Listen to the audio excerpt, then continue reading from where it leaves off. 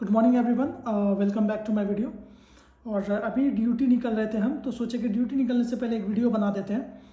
कुछ लोगों ने, कुछ स्टूडेंट्स ने मेरे से ये सवाल पूछा था कि आरआरबी एनटीपीसी के लिए किस बुक से तैयारी करनी चाहिए, किस बुक को फॉलो करना है, किस टीचर से पढ़ाई करनी है और कौन सा कोर्स लेना है।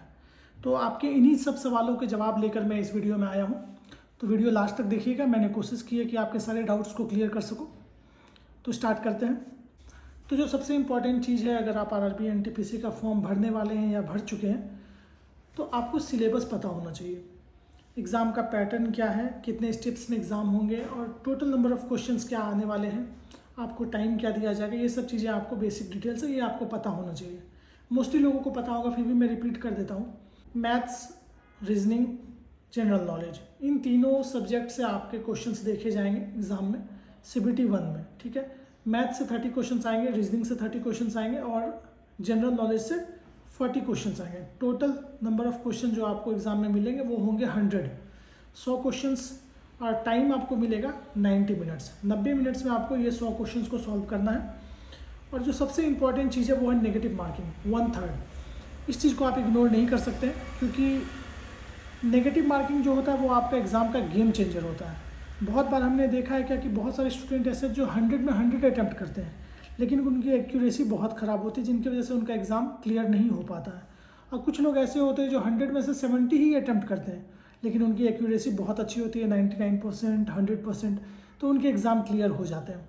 तो आपको एक्यूरेसी का ध्यान रखना है। तो ये तो था सिलेबस के बारे में कि आपको कैसे क्या पता होना चाहिए, क्या एग्ज़ाम में कैसे किस सब्जेक्ट से कितने क्वेश्चन आ रहे हैं। तो अब आते हैं दूसरी बात पे। दूसरी बात की बुक कौन से फॉलो करने जाए। जो सबसे इंपॉर्टेंट क्वेश्चन जो लोगों ने पूछा है कि कौन से बुक को फॉलो किया जाए।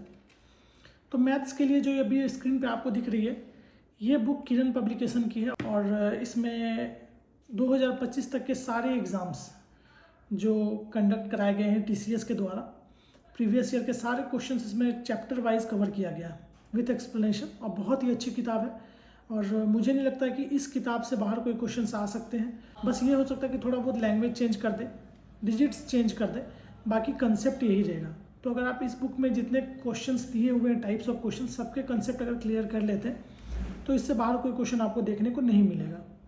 ठीक है, तो ये बुक ईजिली मार्केट में अवेलेबल है, आप खरीद सकते हैं, ऑनलाइन भी अवेलेबल है, ऑफलाइन भी अवेलेबल है।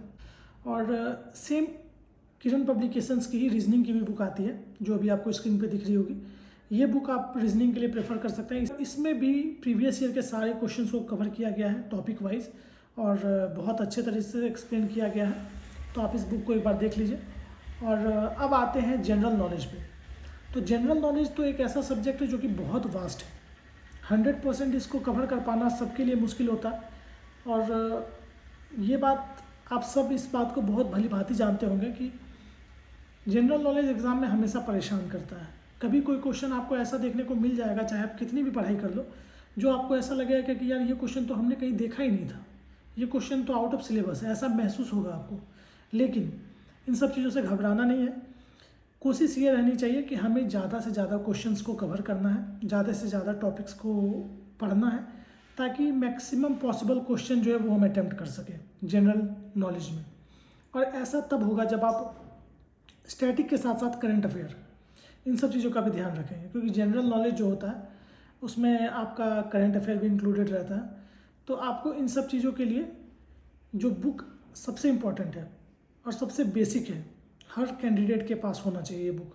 लूसेंट की ये ट्रेडिशनल बुक जो अभी आपको स्क्रीन पे दिख रही होगी, आपको तो ये बुक सबसे पहली बात हर डेस्क पे होना चाहिए, स्टडी डेस्क पे। इस बुक से बहुत सारे क्वेश्चंस आते हैं, बस थोड़ा सा वर्ड लैंग्वेज चेंज कर दिया जाता है, थोड़ा सा ट्विस्ट कर दिया जाता है क्वेश्चंस को, पर कंसेप्ट सारे यहीं से होते हैं। तो ये बुक को आपको बहुत अच्छे से थोरोली कंप्लीट करना है। और इसके अलावा समान विज्ञान के लिए SK झा सर की एक किताब आती है, ये स्क्रीन पे भी आपको दिख रहा होगा, समान विज्ञान के लिए आप इस किताब को प्रेफर कर सकते हैं। इसमें फिजिक्स, केमिस्ट्री, बायोलॉजी को कवर किया गया है टॉपिक वाइज। और सबसे अच्छी बात कि हर चैप्टर के बाद आपको ऑब्जेक्टिव क्वेश्चंस भी देखने को मिलेंगे प्रैक्टिस के लिए। तो इस किताब को आप प्रेफर कर सकते हैं। मैंने भी इसको देखा था एग्ज़ाम से पहले, बहुत हेल्प मिला था मुझे। और अब आते हैं करंट अफेयर पे। करंट अफेयर के लिए प्रतियोगिता दर्पण नाम की एक मैगज़ीन आती है, हर मंथ पब्लिश की जाती है। तो आप उस मैगज़ीन को परचेज़ कर सकते हो और पूरा 1 साल का करंट अफेयर आपको इसके थ्रू कंप्लीट करना है। 12 मैगज़ीन 1 साल पूरा कंप्लीट करना है। अभी आपको स्क्रीन पे दिखाई दे रही होगी, ये मैंने अपने तैयारी के वक्त इसको फॉलो किया था और बहुत ही हेल्पफुल है। सारे टॉपिक्स को कवर किया जाता है और ख़ास करके इसमें करंट अफेयर के साथ साथ कुछ स्टैटिक पॉइंट्स भी होते हैं करंट अफेयर से रिलेटेड, जिससे क्वेश्चंस एग्जाम में बनते हैं, उन सब चीज़ों को भी कवर किया गया है। तो आप इसको फॉलो कीजिए, बहुत हेल्पफुल है। ये तो हो गया करंट अफेयर की सारी बातें। और अब इन सब के अलावा जो सबसे इम्पोर्टेंट चीज़ है उस चीज़ पे आते हैं, किस टीचर को फॉलो करना है, कौन सा कोर्स खरीदना है। तो देखिए, मैं आपको सबसे रियल बात बता रहा हूँ और बाकी लोगों की तरह मैं आपको गुमराह नहीं करना चाहता हूँ। बहुत सारे लोगों के मन में ये होता है कि यार पेड कोर्सेस ही अच्छे होते हैं, मेरे इसमें पैसे लगे हैं तो ये कोर्स अच्छा है, इसमें ये फ्री में टीचर पढ़ा रहे हैं तो ये कोर्स अच्छा नहीं है। पर ऐसा नहीं है। मार्केट में बहुत सारे टीचर्स हैं, बहुत सारे बुक्स हैं, आपको डिस्ट्रैक्ट नहीं होना है। मैं हमेशा कहता हूँ डिस्ट्रैक्ट नहीं होना है। तो आप YouTube पे जाइए और बहुत सारे टीचर हैं जिन्होंने अपने कोर्सेज़ को फ्री करके रखा हुआ है, इजीली एक्सेसिबल है। जैसे कि आदित्य रंजन सर हैं, गगन प्रताप सर हैं, पवन राव सर हैं और शुभम जैन, RB रिवोल्यूशन जिनके चैनल का नाम है। तो ये सब कुछ टीचर्स हैं जिन्होंने फ्री में बहुत सारे टॉपिक्स को कवर किया है, तो आप उन सब की सहायता ले सकते हैं। ये आपके सिलेबस को कंप्लीट करने में बहुत हेल्प करेंगे, ठीक है।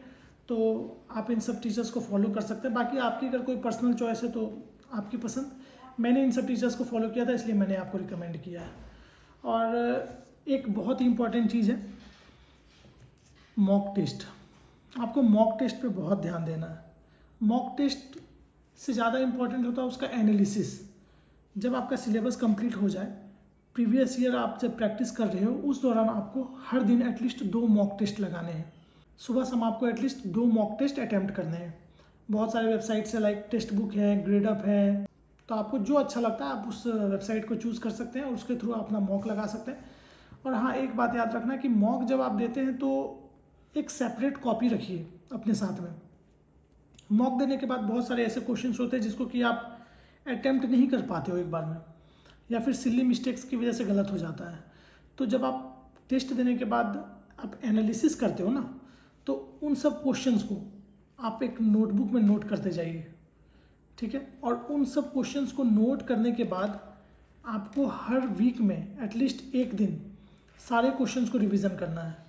उससे ये होगा कि जैसे आपने जिन सब क्वेश्चंस में गलती की है और जो सब क्वेश्चंस आपको टफ लगे हैं, जिसको आपने अटैम्प्ट नहीं कर पाया टेस्ट के दौरान, उन सब क्वेश्चंस को आप जब रिवीजन करोगे बाद में, तो आपको उन सब क्वेश्चंस को अटैम्प्ट करने का अप्रोच समझ में आ जाएगा, वो आपके दिमाग में सेट हो जाएगा। फिर जब अगर एग्जाम में भी अगर सेम पर्टिकुलर वैसा ही क्वेश्चन अगर आपको देखने को मिल जाए, सिमिलर क्वेश्चन, तो आप उस वक्त एग्जाम में नहीं फंसोगे, आप उस क्वेश्चन को उस वक्त इजीली सॉल्व कर पाओगे। तो इसलिए हमेशा एक अलग से नोटबुक बना के रखिए और एनालिसिस करते वक्त सारे टफ क्वेश्चंस या सारे कॉम्प्लिकेटेड क्वेश्चंस या जितने भी न्यू टाइप्स ऑफ क्वेश्चन जो आपको देखने को मिलते हैं, उसको उस नोटबुक में नोट करते रहिए और बाद में उसको रिवीजन करते रहिए। रिवीजन बहुत इंपॉर्टेंट है। अगर आपने वीक में 1 या 2 दिन रिवीजन नहीं किया तो पढ़ने का कोई फ़ायदा नहीं है। तो हमेशा याद रखिएगा, आप जब प्रीवियस ईयर क्वेश्चन करते हो या फिर मॉक लगाते हो, जो भी करते हो, जो भी आपको न्यू क्वेश्चंस मिलते हैं या न्यू टाइप ऑफ क्वेश्चंस मिलते हैं, उस क्वेश्चन को हमेशा आप प्रैक्टिस कीजिए अलग से लिख के, ताकि वो आपके एक हैंडमेड नोट्स बन जाए और बाद में आप उसको देख के रिवीजन कर सकते हो। क्विक रिवीजन, बाद में आपको अगर फ्यूचर में वैसा क्वेश्चन मिल जाए तो आप उस क्वेश्चन पे आके फंसोगे नहीं, आप उसको इजीली अटैम्प्ट कर सकते हो। तो ये सब कुछ इंपॉर्टेंट बातें हैं। आई होप आप इन सब बातों का ध्यान रखेंगे। और ड्यूटी निकलना है, टाइम काफ़ी हो गया है। तो अगर आपको कोई और डाउट रह गया हो तो प्लीज़ आप हमें कमेंट बॉक्स में ज़रूर कमेंट कीजिएगा। मैं कोशिश करूँगा कि आपके सारे डाउट्स को अगले वीडियोज़ में क्लियर कर देने का। और हाँ, मेरा चैनल ज़रूर सब्सक्राइब कीजिएगा ताकि मैं और भी वीडियोज़ आपके लिए बनाता रहूँ। और ड्यूटी से रिलेटेड ट्रेन मैनेजर की जॉब कैसी होती है, वर्किंग कैसा होता है, इन सब को लेके भी एक वीडियो में बनाने वाला हूँ बहुत जल्द। फिलहाल कुछ डेली ड्यूटी ब्लॉग्स भी हैं मेरे चैनल पे अभी अपलोडेड, आप उनको देख सकते हैं। थोड़ा शेयर कीजिएगा, लाइक कीजिएगा, कमेंट कीजिएगा और हाँ, सब्सक्राइब जरूर कीजिएगा। तो चलिए, ऑल द बेस्ट आप सभी को और मिलते हैं अगले ब्लॉग में। तब तक bye bye, love you, take care.